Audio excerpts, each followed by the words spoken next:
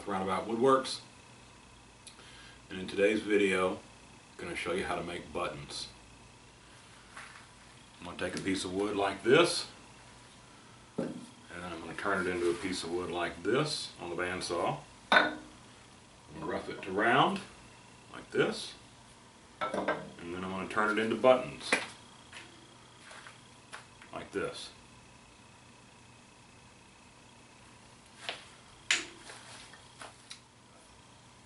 For this project, I'm going to be using primarily the skew. I'm also going to use a parting tool. This is a diamond-shaped parting tool, and some kind of measuring calipers. These were like $6 or $8. I bought them from Lowe's, I think, or Home Depot. You can probably get them anywhere. I'm not sure who makes them. I'm pretty sure they're made in China. They're not real good for measuring, but they're really good for turning to a particular diameter. I suppose if that's all you had in a pinch, you could measure with it, but the marks are not correct. Anyway, I've already shot the video on the actual turning, and one of the things that I ran into was a piece of wood was too wet, and I'll show you why and how I know it was too wet. So I put it in the microwave, which y'all are probably sick of hearing me talk about the microwave, but I put the blank in the microwave and it deformed almost immediately. So I couldn't use it because it's not a cylinder, it's not a straight cylinder anymore. To make buttons, it needs to be arrow straight. Otherwise your buttons come out different diameters, which is okay if you want buttons of different diameters, but if you want them all the same size, it needs to be a true cylinder diameter, the same diameter all the way across. So what I did was got another piece of wood, split it, sawed it, put it in the microwave and dried it, and then I trued it, turned it round and trued it to diameter. And I didn't show any of that on the video since you'd seen me do that on the wet piece of wood. Anyway, for a blank this size, 1 minute at a time is good enough and will likely be too much, at least once it starts to get dry. This little amount of wood in the microwave, the heat really does the job. And when the piece that I trued for you on video, when I put that in the microwave, it went to hissing and popping and spraying steam almost immediately. So I went ahead and dried it too, but I'm going to use it for something else. So anyway,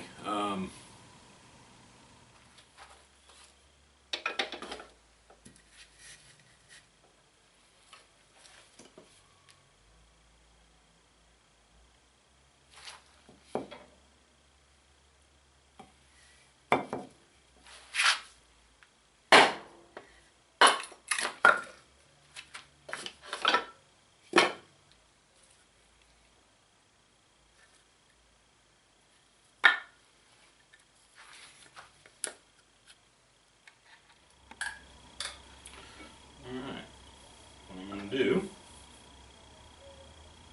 That's what I'm going to do. I'll do wing center.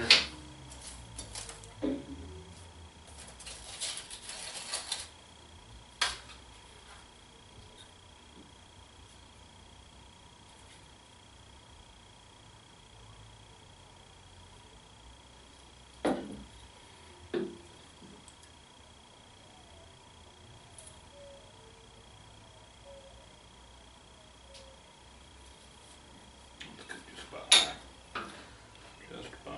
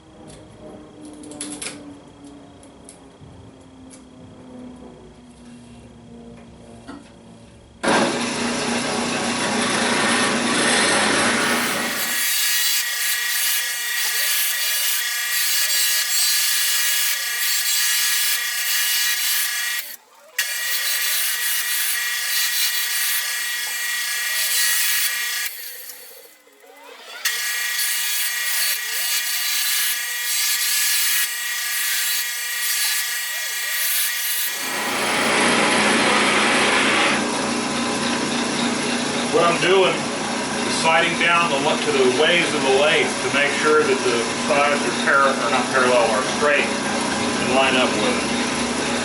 It's not perfect, but it lets me get pretty close.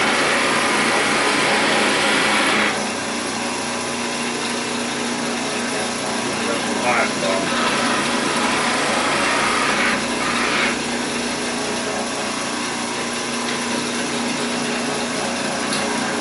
Ruler.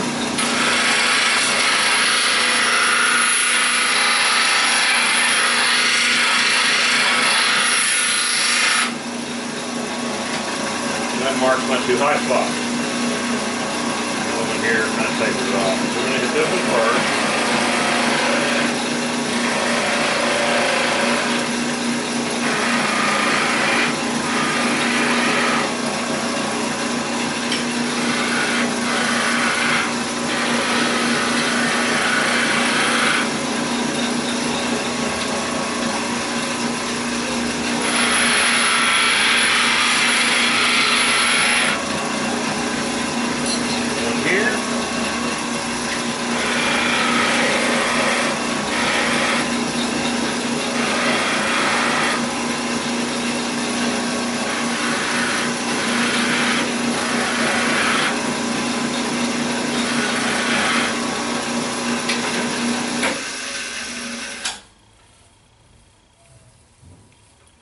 Now what I want to do is mount it in the chuck.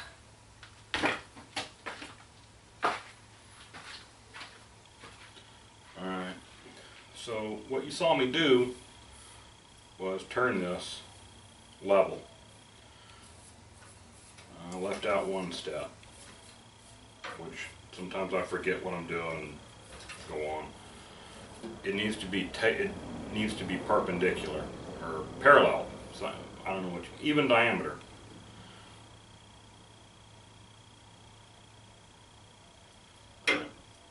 Needs to be the same on this end, and it's not. So I'm going to fix that.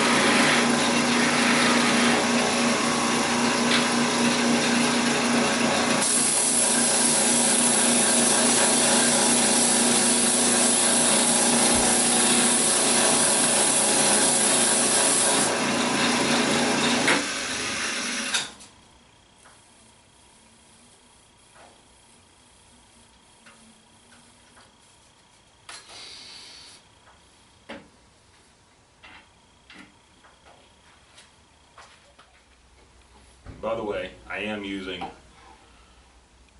3/4 inch skew.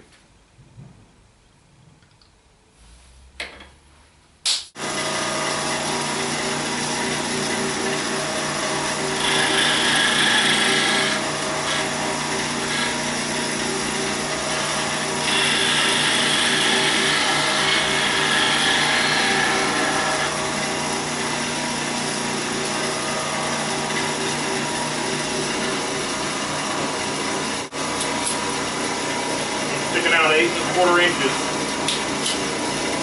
Sticking out 8 1/4 inches from the chuck. I don't care how strong your chuck is, how many jaws it's got. You can, well, I can see that it's moving just a little bit because of the flexibility of the, from, you know what I'm saying. You have to be very careful. No cat. And I'm trying to face this. Hear the vibration?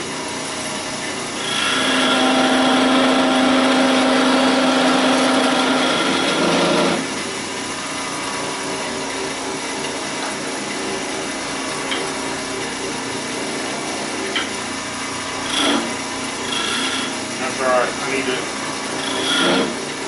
The tailstock went in about that far. So I'm just practicing.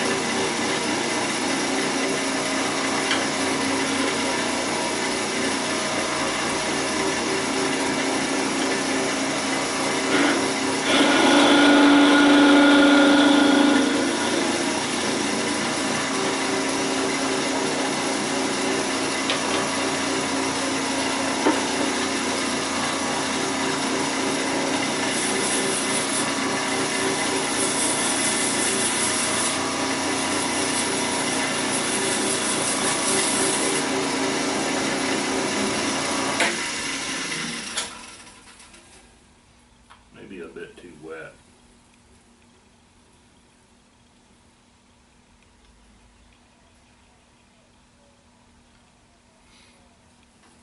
Yeah. This piece is a bit too wet. What's happening, and you probably can't, let me see if I can. That little white spot right there in the end of the center. That's because the wood is still wet and more flexible than it's going to be when it's dried. And what happens is the last little bit of wood, instead of cutting on the end of my skew, it's twisting. And it's not pulling out, it's just separating from the end. So I'm going to put this piece in the microwave and dry it out a bit and see what I can do with it. There's a split right there.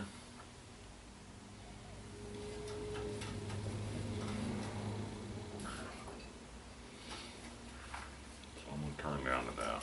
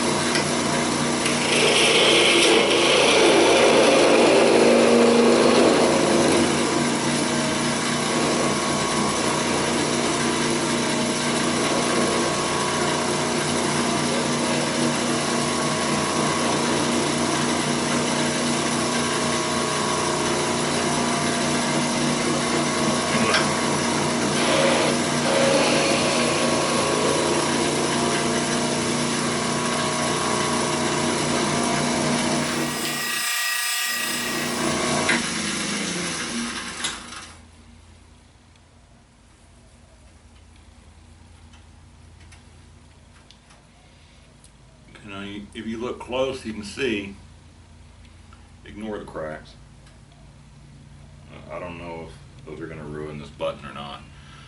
But you can see the very center is clean now. That's because this wood is dry.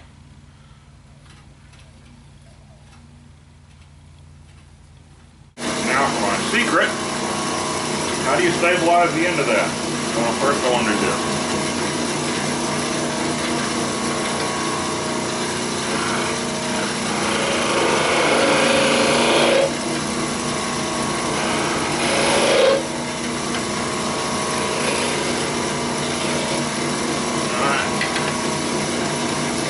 Part down.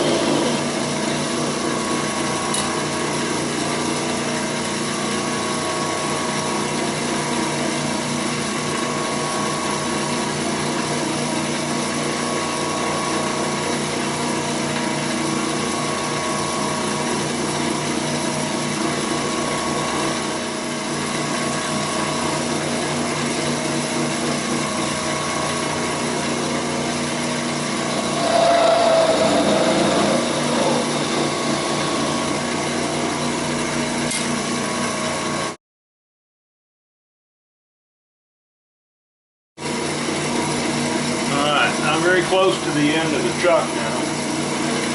I'm actually, the piece of wood, the blank is sticking out about a little more than an inch.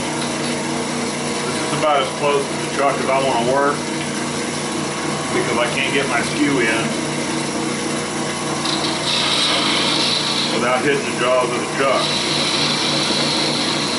Doesn't hurt the skew or the chuck, but it can't be good.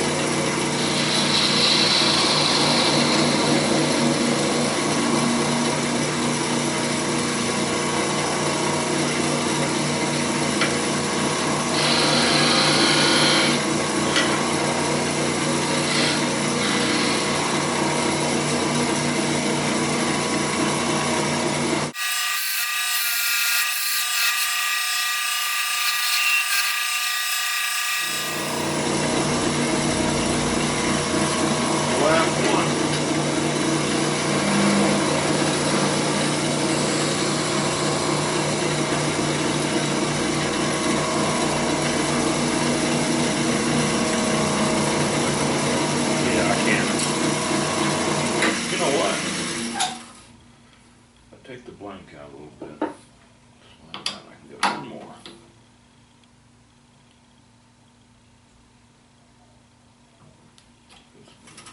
Oh, good.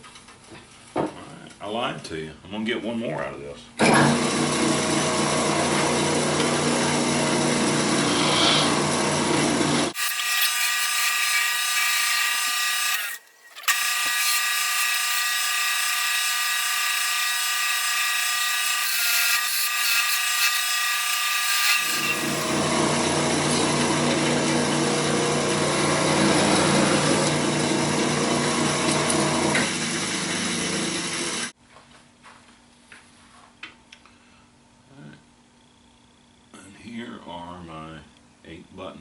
It would have been nice to get 9, but the blank wasn't quite long enough. Anyway, there's a crack on the end of it, so I can't get one more. Anyway. Alright, so now that you've seen how it's done, you have a couple of options next time your wife or girlfriend wants to know if you could possibly make her some buttons. Your first option is to say, "Yes, dear," and go make her some buttons. And the other one is you can buy some of mine. But I mean, I don't make these videos to sell to y'all. I make these videos so y'all can see how I do what I do, and hopefully that you'll do it too. Thanks again for subscribing. Thank you so much for watching. I appreciate all the comments and the emails that everybody's been sending. Keep them up. And if you're not a subscriber, click the button and please subscribe. It doesn't cost anything. But, you know. Anyway, thanks for watching. See y'all next time. Or, no, you'll see me next time.